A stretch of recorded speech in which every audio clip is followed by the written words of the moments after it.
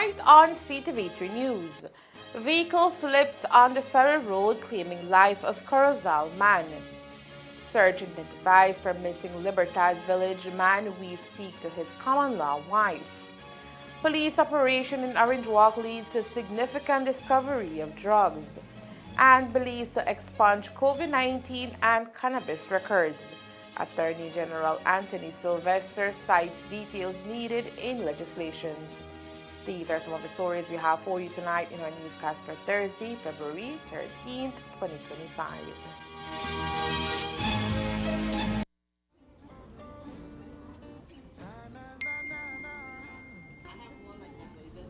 Really? You not switch yet? You know what?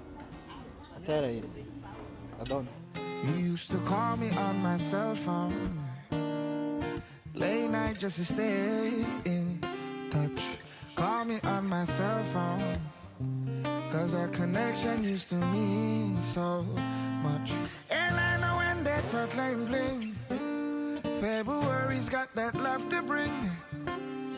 Yeah, I know when that thought line bling, Smart is giving you everything.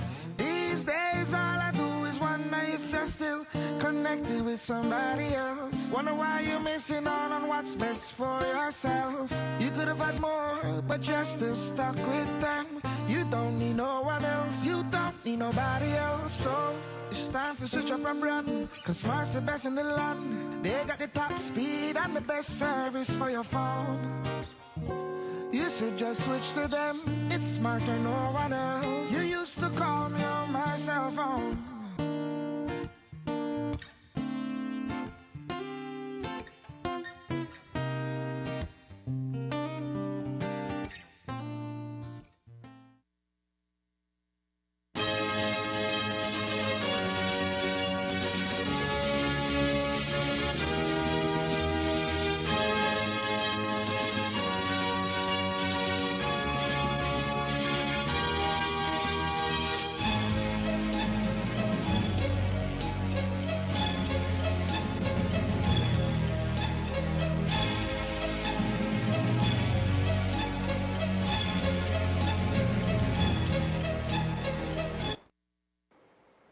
Good evening with your news, also simulcast on Fiesta FM 106.7. I am Joanna Rodriguez.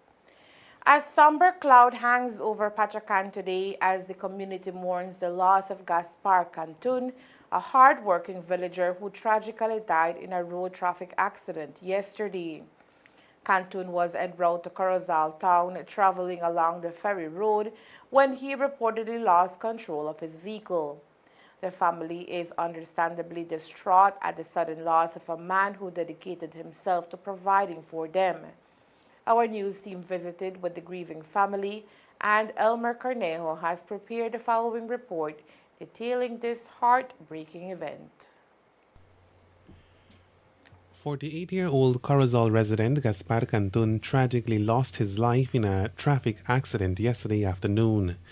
The incident occurred around 4 p.m. on the ferry road as Cantun was driving towards Corozal town. According to reports, Cantun lost control of his vehicle, causing it to flip multiple times before coming to a stop. Cantun's brother, Santiago, who was in the passenger seat, sustained only minor scratches to his right arm. Gaspar Cantun, however, suffered severe injuries in the crash.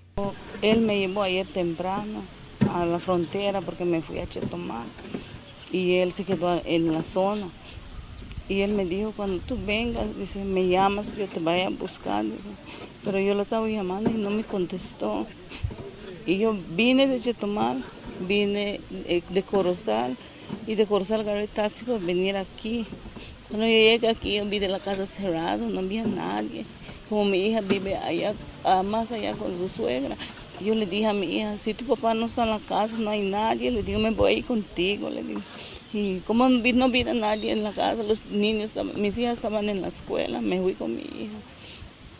Llegué allá y me quedé allá con ellos.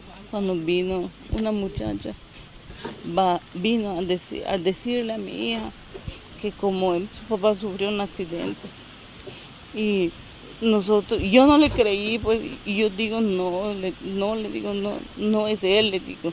Y después dice la muchacha, sí, es él, dice, ahí viniendo de Copperbank, dice, después del puente.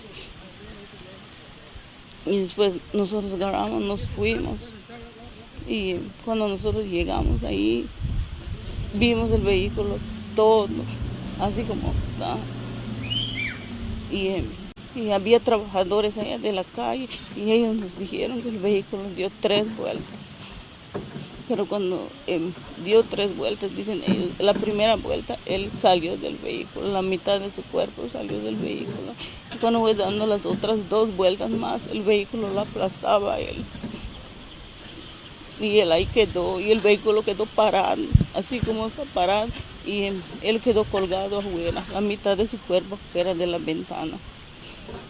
Emergency responders arrived at the scene quickly and transported the injured Cantun to the Corozal Community Hospital.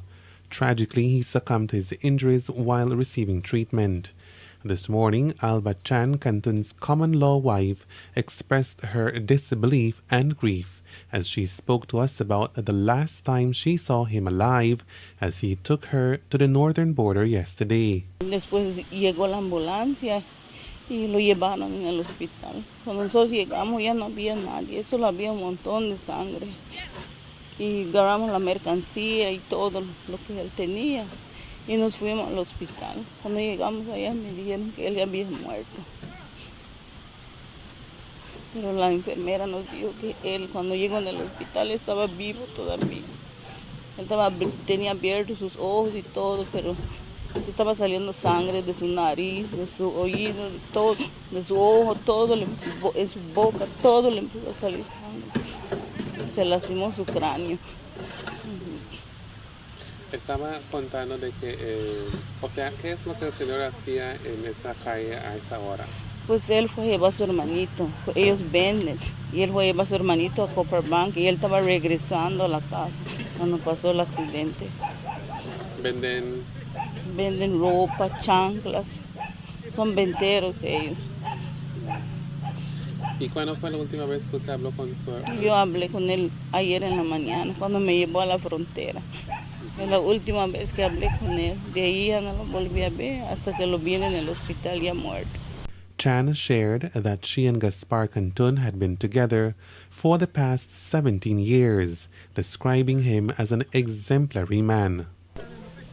Es una persona cariñosa, quería mucho a sus hijas, quería a sus nietos. Tiene 3 niños y una niña de nietos. Los quería mucho. Donde él andaba siempre se acordaba de ellos. Y era una persona bien noble. Aunque él no tenía mucho, alguien pasa y le pide pues que le den una ayuda o algo. Él siempre estaba para ayudarlo. Él andaba vendiendo, donde él ve personas que están necesitados, pues que no tienen. Él siempre les daba las cosas, aunque no tienen para pagar, él siempre se los daba. A post-mortem examination is scheduled to be performed by a pathologist to officially determine the cause of death. Elmer Cornejo, Ctv3 News. Gaspar Cantun is survived by his common-law wife, Alba Chan, and his 6 daughters, who are now left to mourn his untimely passing. The family and friends of Raheem Usher, a 29-year-old originally from the village of Hatterville in the Belize district, are growing increasingly concerned following his mysterious disappearance on Saturday, January 25, 2025. Usher reportedly left his home in Libertad village for an errand to nearby Corozal town at approximately 5 p.m. and has not been seen since. Despite extensive efforts by his loved ones to reach him, all communication attempts have yielded no success. Family members know that his phone goes directly to voicemail and his social media accounts remain unresponsive. His girlfriend, Jasmine Williamson, spoke exclusively with Ctv3 News, sharing the emotional toll the situation has taken on her and urging the public for assistance. I'm coming to the media because Rahim been missing going for 3 weeks. No information about his whereabouts. We've been doing searches and nothing. The police haven't gotten back to us about anything concerning about Rahim. So if anybody have any information concerning Rahim, there's a $10,000 reward going around for any information leading to his whereabouts. You could, we keep it confidential. You could message me. We really need to find Rahim.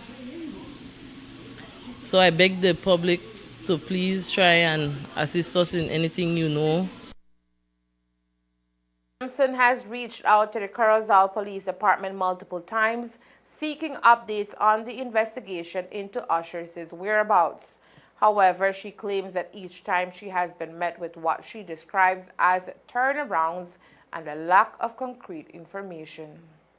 Nothing the police have done. The police haven't get back to me. I always call and they tell me they will get back to me and nothing yet. So I'm pleading to at least make the police then try help us or try do something because we need to find Rahim. If you have any information about Rahim Usher's whereabouts, you are urged to contact your nearest police station or report it anonymously to Crime Stoppers at 922. The family remains hopeful for his safe return and continues to search for answers in his disappearance. Police operation carried out today here in Orange Walk Town led to the discovery of a significant amount of drugs. According to reports, acting on information received, officers attached to Orange Walk Police Formation conducted a search at an abandoned lot situated on Baiza Alley shortly after 12 midnight. The search of the led discovery of a transparent plastic bag containing green leafy substance suspected to be cannabis. At the time of the discovery, no one was in the area, so the item was retrieved and taken to the Orange Walk Police Station. The suspected cannabis was weighed, which amounted to 872 grams. It was then sealed, labeled, and deposited as found property. During last week's sitting of the House of Representatives, the Prime Minister John Briceño announced his government move to have criminal records for over 2,500 Belizeans who have been charged with offenses related to COVID-19 regulations and cannabis possession cleared from the legal system. This undertaking includes over 2,200 persons charged with COVID-19 offenses, while 500 others are due to cannabis offenses. Of these persons, over 700 find themselves behind bars due to their failure to pay the fines imposed under the regulations. Now, while this move was much welcomed news for many Belizeans, Attorney General Anthony Sylvester says there are still some details that need to be ironed out on the matter. This process is expected to be finalized in the upcoming fiscal year. That is a valid criticism. It's a valid criticism. I've reviewed it. So with these legislations, they usually the model of previous legislation in other countries, and so that is something that attorney and I we've spoken about, and certainly, again, unfortunately, we're at this stage where not much can be taken. But if we have the privilege and honor, I'm sure that will be addressed in the next administration. Up next, new youth space inaugurated in Belize City. Stay tuned. Up we ready, everybody, body, shout for PUP, all the way. Belizeans, you asked for it, and here it is. Shout it for PUP, all the way. Together, we prepare to march to another big victory for your People's United Party in General Elections 2025. Calling all our PUP faithful from across the country.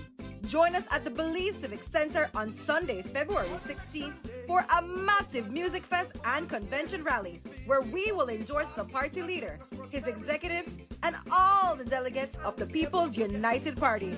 Come hear from your 31 dynamic candidates that will deliver victory for all Belizeans, led by the man who brought us Plan Belize, PUP leader John Briceño.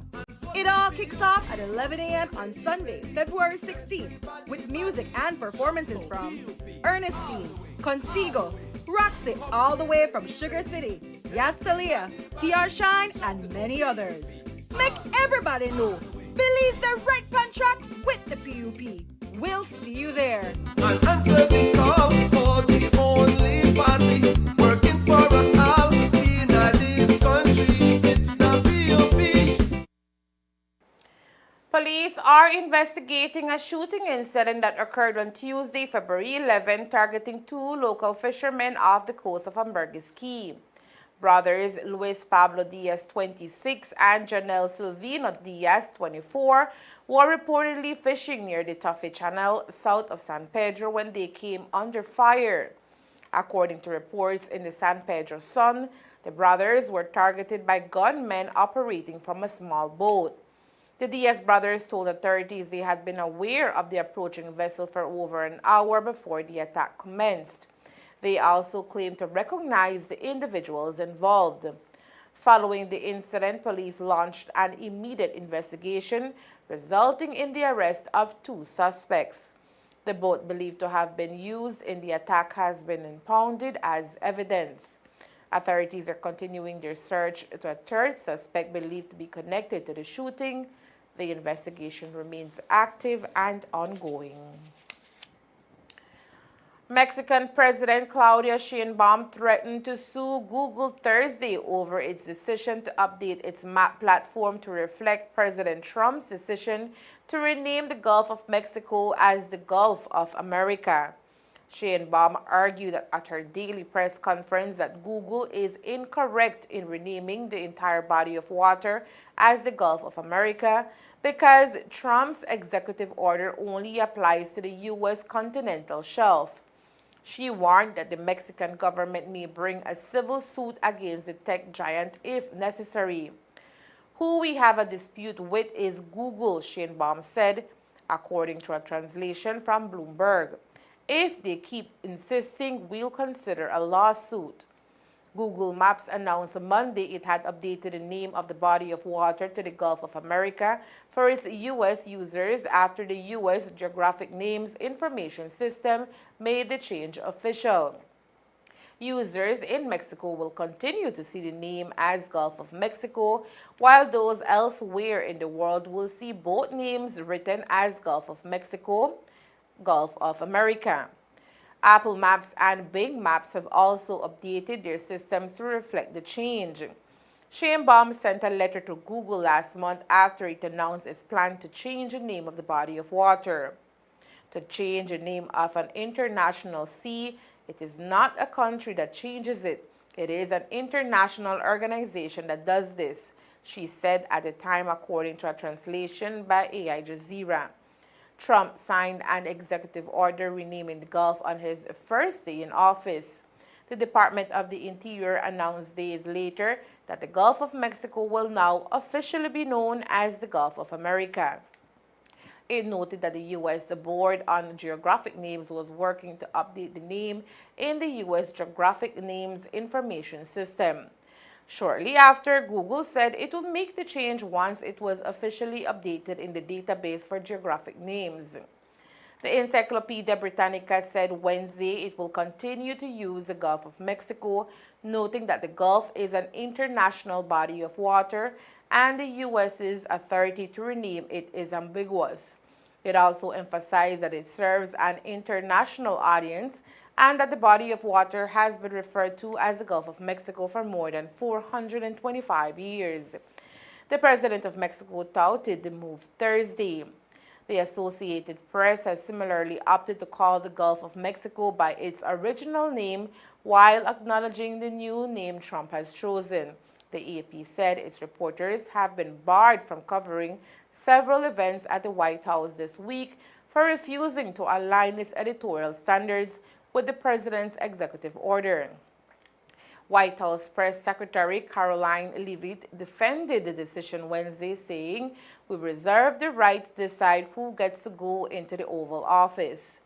If we feel there are lies being pushed by outlets in this room, we are going to hold those lies accountable," she added. And it is a fact that the body of water off the coast of Louisiana is called the Gulf of America. I'm not sure why news outlets don't want to call it that, but that is what it is. Belize is looking to transition its legal systems towards the integration of artificial intelligence. According to the Attorney General Anthony Sylvester, plans are in place for the coming fiscal year to incorporate more technological advances in court operations, specifically in managing document submissions and court hearings. This move is seen as an important step in addressing the ongoing shortage of human resources within the judicial system. The ball is already in motion on this matter, according to the AG, who says we will need new legislation to allow for this process to transition without any major hiccups. Technology advances at such a pace that it behooves us, particularly the delivery of justice to people, why we haven't been able to keep up to pace. So one of the things you may recall in the speech that I had given at the opening, we mentioned that there would have been plans for a new magistrates court bill, and one of the critical things was to have hearings being done virtually. That is an absolute game changer. So you could have, say, in a Corozal, people from Sartini and Shunish and those areas wouldn't necessarily have to travel all the way to Corozal town, but could perhaps at the community center, they would be able to do their court adjournments. As you know, one of the most heart-wrenching things is to see persons sit out in the sun and having to wait for an adjournment or so on. So those are things which this government was mindful of, and certainly we have plans in place. Those were approved by cabinet draft bills, and as I said, everything at this point in time is left up to the good wishes and will of the people. Under the Briceño administration, digital access is becoming increasingly accessible, exemplified by the launch of U-Space, an initiative designed to foster creativity among young people. Originating in Corozal last year, the program has expanded with the inauguration of a new U-Space in Belize City. The Minister of Education, alongside other government ministers, key stakeholders, and students attended the launch event, marking a significant step in providing resources and opportunities for digital engagement. Elmer Cornejo reports. The government of Belize continues its digital transformation agenda with the inauguration of its 7th U-Space Hub today in Belize City. Launched in 2024, the U-Space initiative aims to connect, inspire, and provide a safe digital space for young Belizean minds to explore technology and innovation. The opening ceremony was attended by Minister of Education, Culture, Science and Technology, Honorable Francis Fonseca, who emphasized the importance of fostering curiosity and cultivating positive digital engagement among students. We think it's a very exciting initiative. We're very happy that we were able to get support from UNICEF. We've partnered with them. And it's a team effort. We're working, it's not only the Ministry of Education, it's also the Ministry of Culture, niche in particular, all of us working together, really to create kind of transformative spaces, community spaces, where, as I said, our young people can feel comfortable, where they can come to be creative, to express themselves. So that's the whole purpose of this. And yes, this is the 7th one across the country, and we hope with the support of organizations like UNICEF that we'll be able to do more in the future. The establishment of youth space hubs aligns with the government's commitment to digitally transform the lives of young Belizeans, providing access to technology and resources that were previously unavailable. Haley Chan, a student from Belize City, expressed her excitement about the new hub located near her school. I feel it as a more engaging experience. So when we, like from my first farm, there's a lot of our students that would need to do research. So we could just, after school, we could come over here, do our research, and if it doesn't help, there's always the books. Because before they didn't have the internet, but now they're going to have it, so now you can do the research, it's more easier. And some people don't like using books, so it's gonna be more helpful for us to be using the internet. Do you have any? The U Space Hubs offer a variety of resources and activities, including computer access, internet connectivity, educational software, and training programs designed to enhance digital literacy and foster creativity. Elmer Cornejo, Ctv3 News. And there is more news after the break. Stay tuned. Hi, my Orange Arcanios. Have you considered why areas of our town flood easily? It's no secret that developing areas in our town flood easily due to clogged drains full of garbage and debris. By properly disposing of waste, we ensure free flow in our drains, preventing flooding in developing areas. I thank you as we ask for your support.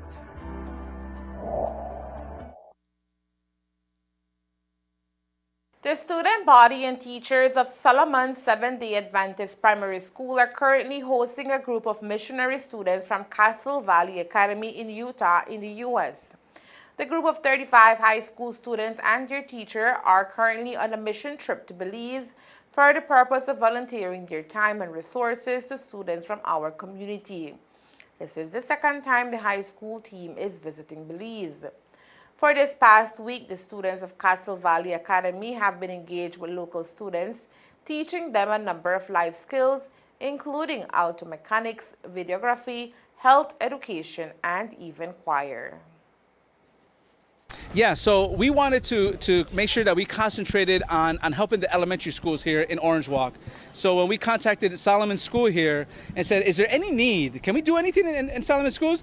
And the principal, Julio, said, yes, we can. So we were so excited, and they told us, that, if we can come and teach classes, we can come and play with the students, we can encourage them. So we brought classes like videography, auto mechanics.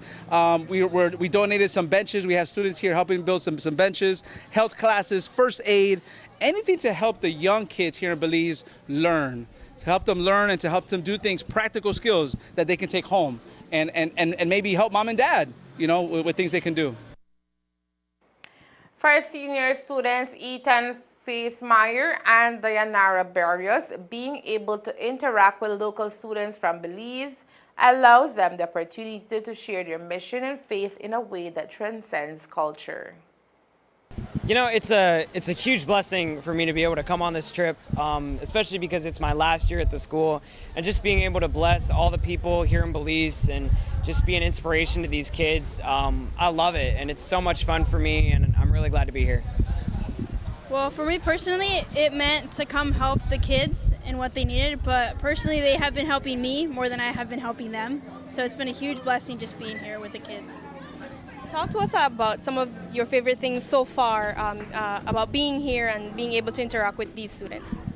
One of my favorite things is just getting here in the beginning of the day, and they're all like out there and they're all waving at me, and it's so much fun. They come and give me a hug, and it's really cool to see their smiles, their faces. They're asking me, how long are you going to be here, And so just the joy on their faces that we get to bring them, it really touches my heart. I love it so much. I think for me the favorite thing has to be prayer in the morning, because like for me, I have been struggling a lot with my prayer time, and it's like seeing the kids how they just pray so freely to God. It helps me to feel that He is there, and I don't need to use fancy words when I'm praying to Him, just to be honest and just free, and it's just been such a huge blessing.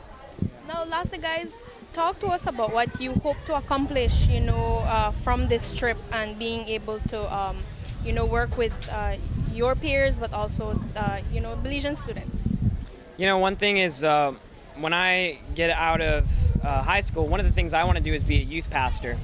And so doing trips like this is a huge thing for me because I get to, I guess, practice, you know what I mean? Get to interact with these kids. And it's just one of those desires that makes me just want to keep going, you know, keep coming back, keep going on mission trips, and just be a missionary for God. And that's what I want to live for. Well, what I personally think I want to get out of this is to realize how different every culture is and how we can all still relate to each other. Like, I would love to be a missionary, and just being here gives me the sense of how it would be. And I just want to be able to understand the kids better. And yeah. Thank you very much, guys. Yeah, thank you. Logan Zermino and Joshua Stafford, on the other hand, were excited to share new skills with the students of Solomon's SD. Okay. So being here so far has been amazing to be able to just talk to the kids. I wasn't expecting to be able to just walk in here and all the kids just flooding around, giving you hugs. And it's been a great opportunity to just share the word of God and to be able to influence the word of God to them, because, you know, as little kids, they always look up to the bigger kids. Overall, it's been a huge blessing. The kids really look up to us, and they love us, and they're just the sweetest kids ever, and I've really enjoyed being here. I know that you guys are, teaching different little courses to the students. What is it that you are focusing on, individually? So I'm focusing on videography. So what we're doing in that class is we're just teaching the kids how to use the camera, how to like the rule of thirds are, and just how to hold a camera, how to record like subjects, and how to do like right here, like an interview, street interviews, and different types of videos. How do you think that works in terms of being the difference between where you are and here in Belize, from what you've seen? From what I've seen, so where I'm at in the States, it's everyone has a knowledge of it already. And like here, the kids have been so much more excited for it. And like one of the kids came up to me, we're like, one of our questions in our class were, why do you want to do this? Like, so I could get the word of Jesus out. And normally in the States, you don't hear that, you know, you don't find, especially little kids wanting to do that. You're focusing on videography as well?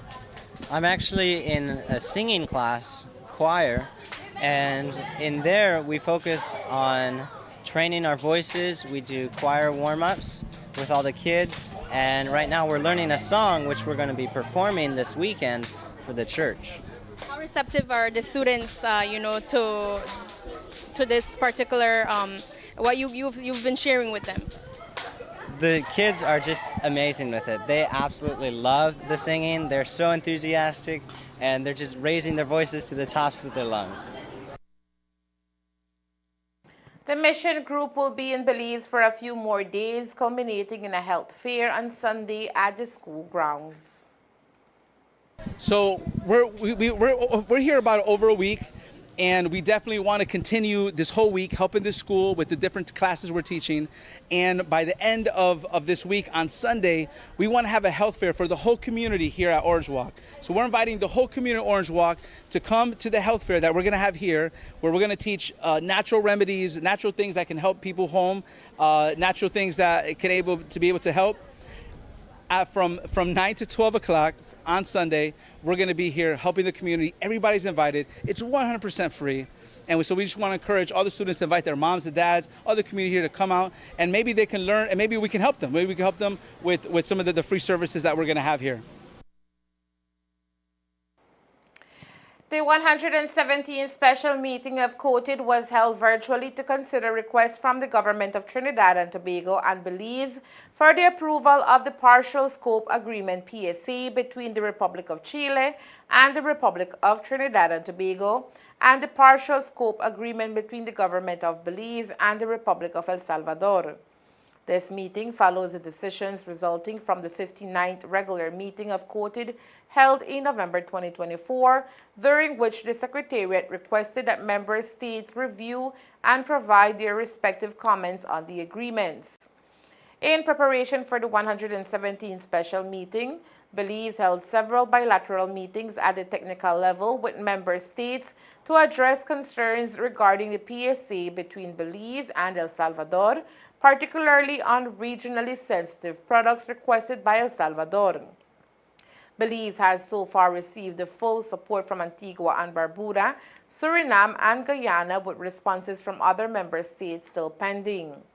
Belize requested that member states consider their positions on the commodities of concern negotiated within the agreement with El Salvador based on historical production data and the ability to meet the required 75% CARICOM demand threshold to qualify for a protective tariff on those commodities.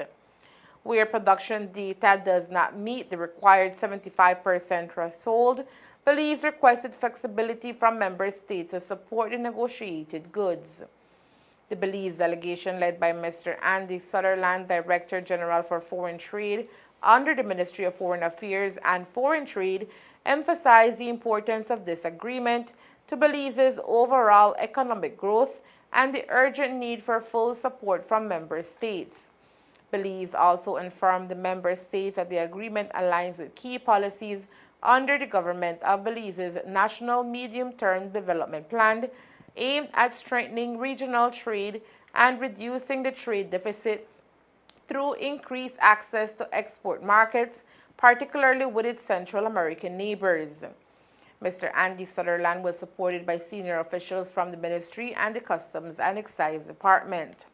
Belize will continue its bilateral engagements with member states to further address concerns and secure full support from the region. And that's the news. We invite you to join us for another newscast on Friday, February 14th here on Ctv3 News and Fiesta FM 106.7. Remember that to read a text version of the news, you can visit our website at ctv3belizenews.com. You can also log on to our Facebook page for current stories at facebook.com/ctv3belizenews or our YouTube channel at Ctv3 News BZ. From all of us here at Ctv3 News, thank you for watching and listening. Good night.